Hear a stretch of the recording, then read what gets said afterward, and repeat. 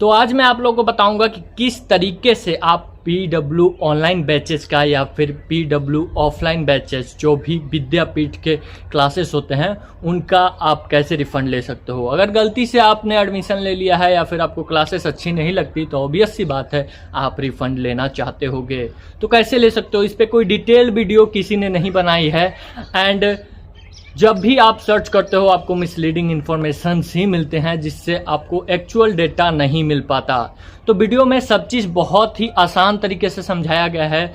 And जो refund का process का ऑफलाइन तरीका होता है उसका फॉर्मेट भी मैं बता दूंगा आपको कहां से डाउनलोड करना है। तो कोई भी आपको यहाँ पे मिसलीडिंग चीज़ें नहीं मिलेंगी जिससे आप कंफ्यूज हो जाओ या फिर आपको आगे जाके प्रॉब्लम हो।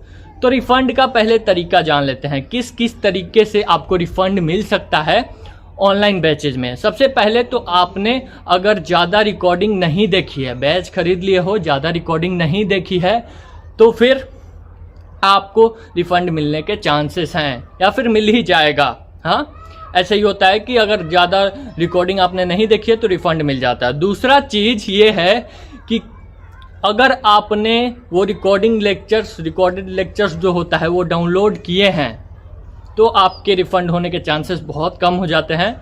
तो ये चीज़ों का आप ध्यान रखना कि रिकॉर्डेड लेक्चर को आप डाउनलोड ना करो और उसके बाद आप PDF या फिर जो भी वहाँ पे नोट्स हैं उनको एक्सेस ना करो। अगर आपने ये कर लिया है, सारी चीज़ें एक्सेस कर ली हैं, उसके बाद आप चाहते हो कि रिफ़ंड हो तो रिफ़ंड नहीं मिलेगा क्योंकि उनके पॉलिसीज़ में ये सब लिखा हुआ रहता है। और ज़्यादातर कोर्सेस में ऑनलाइन कोर्स जो होता है उसमें 7 से 15 दिन का रिफ़ंड का पॉलिसी होता है। कुछ कुछ कोर्सेस में रहता है जो कि फ्री ट्रायल या फिर डेमो मान सकते हो उसको आप, तो उसमें रहता है। तो उसमें आपको 7 से 15 दिन में आराम से रिफ़ंड मिल जाता है। 15 दिन का नहीं होता है, 0 से 7 दिन का होता है।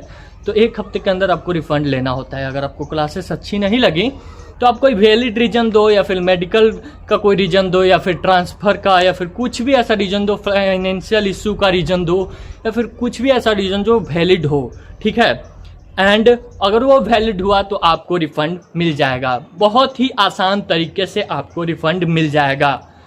तो अब जानते हैं कि ऑनलाइन बैच का रिफ़ंड कैसे ले सकते हैं। ये जैसे ही कंप्लीट हुआ मैं बताऊंगा आपको कि ऑफलाइन बैच जैसे कि PW विद्यापीठ, इसका रिफ़ंड कैसे ले सकते हो आप एंड क्या फॉर्मेट है एंड किसको देना होता है, क्या करना होता है, सब चीज़ बताऊंगा, ठीक है। तो अब मैं वो प्रोसेस बताता हूँ कि किस तरीके से तुम ऑनलाइन बैचेज का रिफ़ंड ले सकते हो।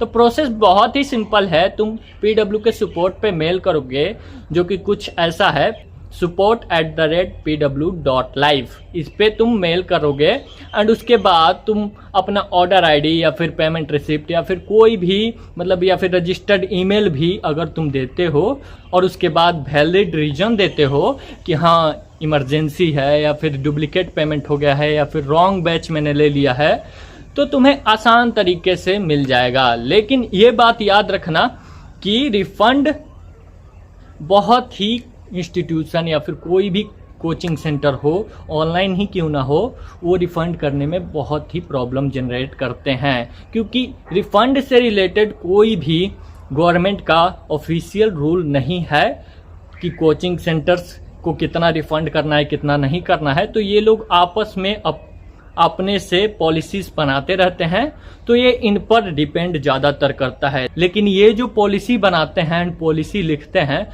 अगर वो पॉलिसी के अनुसार ये नहीं चले तो तुम कंज्यूमर कोर्ट में केस कर सकते हो एंड वहाँ से तुम हेल्प ले सकते हो। एंड ये 7 से 10 दिनों में रिफ़ंड का प्रोसेस तुम्हारा कंप्लीट हो जाएगा। और रिफ़ंड अगर मान लिया गया है कि रिफ़ंड हो जाएगा तो उसके बाद तुम्हें 7 से 10 दिनों में तुम्हारे बैंक अकाउंट में आराम से तुम्हारा पैसा आ जाएगा। या फिर तुम्हें इस तरह से कर दिया जाएगा कि तुम्हारा, अगर तुमने बोला है कि तुमने गलत बैच ले लिया है तो तुम्हारा बैच ट्रांसफ़र हो जाएगा। लेकिन अगर तुमने वीडियोस डाउनलोड कर ली होंगी या फिर लेक्चर्स ज़्यादा अटेंड कर लिए होंगे तो बहुत ही कम चांस है, मतलब इम्पॉसिबल है कि रिटर्न हो, क्योंकि अगर 30% से ज़्यादा तुमने कंटेंट एक्सेस कर लिया होगा तो रिफ़ंड नहीं होगा। ये तो 30% तो डॉक्यूमेंट पे लिखा हुआ चीज़ है, लेकिन अगर तुमने 10% से भी ज़्यादा कंटेंट एक्सेस किया होगा तो रिफ़ंड के चांसेस 0 हो जाते हैं। तो अब मैं बताता हूँ कि ऑफलाइन तरीके से तुम रिफ़ंड कैसे ले सकते हो एंड उसके क्या रूल्स हैं, क्या रेगुलेशंस हैं एंड क्या सारी चीज़ें चाहिए होती हैं रिफ़ंड के लिए और किससे बात करना होता है एंड क्या क्या चीज़ें तुम्हें मैंडेटरी है जान लेना और उसके बाद ही तुम रिफ़ंड ले सकते हो। पहली चीज़ है ये, तो तुम्हें 15 दिनों के अंदर, जो कि डेमो पीरियड होता है, बहुत से इंस्टीट्यूशन में डेमो पीरियड 5 दिन का होता है, लेकिन 15 दिन के अंदर आराम से तुम्हें अगर रिफ़ंड लेना है तो तुम नॉर्मल तरीके से जाओ मैनेजर के पास एंड बोलो कि रिफ़ंड लेना है। तो तुम जिस भी सेंटर पे पढ़ाई करते हो वहाँ के मैनेजर से मिलो एंड मैनेजर से ही मिलना, क्योंकि बाकी किसी और से मिलोगे तो वो तुम्हारी शायद नहीं मदद कर पाए, तुम्हारी हेल्प नहीं कर पाएगा वो, या फिर बोल देगा कि रिफ़ंड हो जाएगा एंड तुम भरोसा कर लोगे। तो ऐसा नहीं करना है। सबसे पहले तो तुम्हें जुबानी चीज़ों पे भरोसा ही नहीं करना है, लिखित में लेना है, या तो मेल पे या फिर किसी डॉक्यूमेंट की तरह एक पेपर पे लिखवा के ले लो, या फिर प्रिंटेड वो फॉर्म में देते हैं वहाँ पे लिखवा लो, साइन करवा लो, साइन करवाते हैं तो ठीक, नहीं तो कोई एक ऐसा चीज़ लो जो कि हाँ प्रूफ हो कि हाँ ये कोचिंग सेंटर्स ने दिया है, या फिर स्टैम्प होता है तो स्टैम्प भी लगवा सकते हो। ठीक है, तो ये सारी चीज़ें होती हैं, तुम इस तरीके से अपना रिफ़ंड के लिए आगे बात कर सकते हो।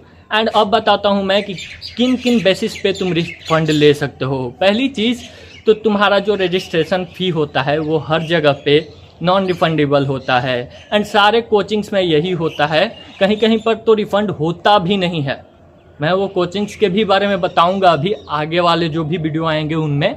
लेकिन क्या होता है कि जिन कोचिंग्स में रिफ़ंड का पॉलिसी होता है ना, वो लोग खुद से बनाते हैं, गवर्नमेंट का कोई भी पॉलिसी नहीं है। गवर्नमेंट बस कंज्यूमर के लिए एक पॉलिसी है, जो कि अगर पॉलिसी कोचिंग के पॉलिसी के अनुसार अगर वो नहीं चलते तो वो उन पे कार्रवाई होता है, उन पे एक्शन लिया जाता है। ठीक है, तो अब मैं बात करता हूँ कि रिफ़ंड किस बेसिस पे तुम्हें मिल जाएगा। ठीक है, तो शुरुआती 7 दिनों में अगर तुम रिफ़ंड मांगने जाओगे तो 90% चांस होता है कि तुम्हारा रिफ़ंड एक्सेप्ट हो जाएगा और तुम्हें रिफ़ंड मिल जाएगा, अगर वैलिड रीज़न देते हो तो। वैलिड रीज़न ये हो सकता है कि तुम मेडिकल इमरजेंसी शो करो, या फिर कहीं ट्रांसफ़र हो गया है पेरेंट्स का तो वो शो करो, या फिर गलत तुमने, इसमें तो तुम गलत मतलब बैच में नहीं जा सकते, लेकिन बाई चांस अगर तुम गलत बैच में पहुंच गए हो तो, या फिर पेमेंट किसी तरीके का पेमेंट इशू आ गया हो तो तुम ले सकते हो रिफ़ंड। ठीक है, एंड अगर तुमने सीधा बोला कि नहीं मुझे पसंद नहीं है, मुझे अच्छा नहीं लग रहा है इसमें पढ़ना, तो तुम्हें हो सकता है कि 90% चांस है कि तुम्हें रिफ़ंड नहीं मिले, क्योंकि वैलिड रीजन पे रिफ़ंड मिलता है। ठीक है, एंड 7 से 15 दिन का जो पीरियड होता है इसमें तुम्हारा चांस हो जाता है 60% रिफ़ंड का। ठीक है, उसके बाद 15 से 30 दिन का जो पीरियड होता है उसमें तुम्हारा चांस हो जाता है 10% और उसके बाद चांस तो बचता ही नहीं है। एंड अगर तुमने 30 से 50% कोर्स या फिर सिलेबस कंप्लीट कर लिया है तो उसमें भी तुम्हें रिफ़ंड नहीं मिलता है। एंड ऑनलाइन टू ऑफलाइन गए हो, बैच ट्रांसफ़र हुआ है ऑनलाइन टू ऑफलाइन, ठीक है, तब भी तुम्हें रिफ़ंड नहीं मिलता है, चांसेस 0 होते हैं। ठीक है, एंड अब तुम्हारा ये सवाल होगा कि रिफ़ंड कैसे करते हैं। तो जैसे कि मैंने पहले बताया, तुम मैनेजर से जाके बात करोगे, जिस भी सेंटर पे हो सेंटर मैनेजर से जाके बात करोगे एंड उसको एक लेटर लिख के दोगे। एंड लेटर का फॉर्मेट क्या होता है, तो लेटर का फॉर्मेट तुम्हें PDF पे मिल जाएगा, यहाँ पे साइड में चल रहा होगा। तुम्हें सबसे पहले जाना होगा टेलीग्राम पे।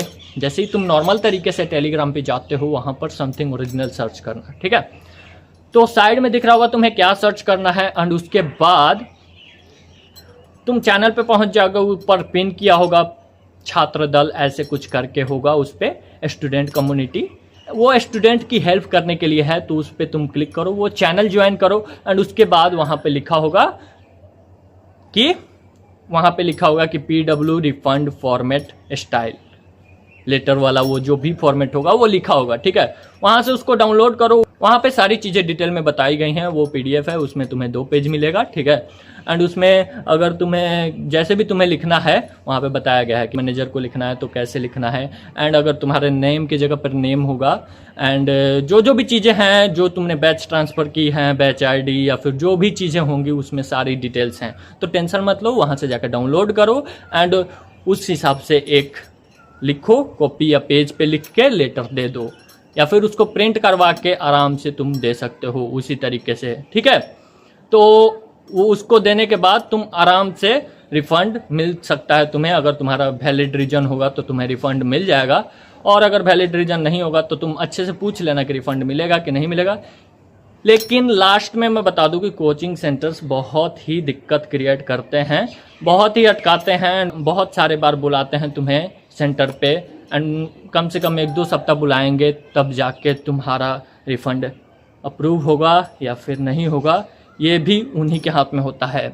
स्टूडेंट्स कहते हैं कि मेल पे बहुत अटक जाता है, एंड ये उनकी स्ट्रेटजी होती है।